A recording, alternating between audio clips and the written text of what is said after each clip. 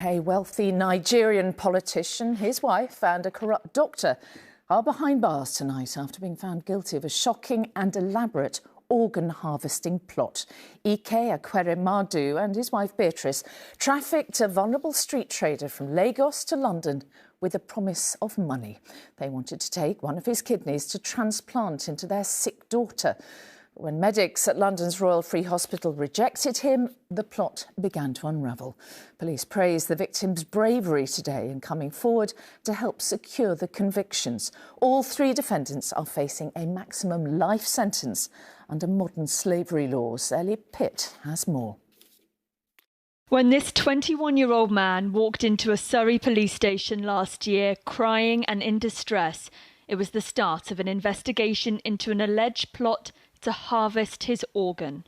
That will not be intimidated by any circumstance. Today, Senator Ike Ekweremadu, a powerful and wealthy politician in Nigeria, has been convicted of conspiring to arrange the travel of a young man with a view to exploiting him for his body part.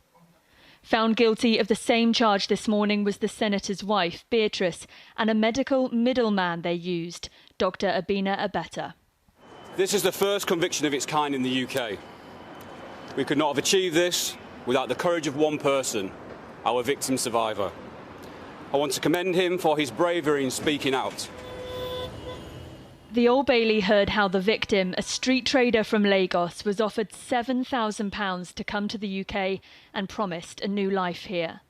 But the real plan, the jury was told, was that he would donate his kidney to the Ekweremadu's daughter Sonia, seen here at the front, who has a serious kidney condition.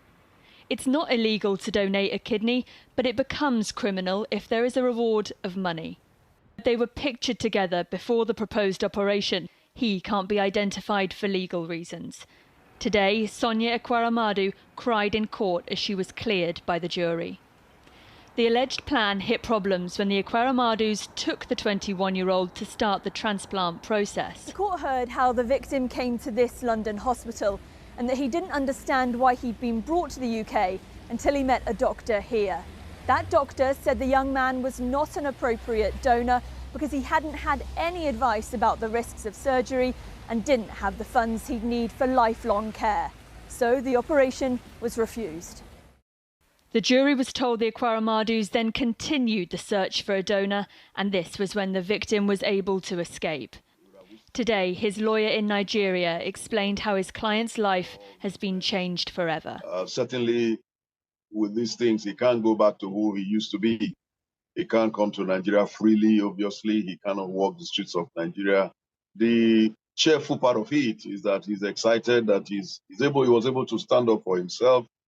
And this decision to do that and seek help from the police has now created a historic legal precedent.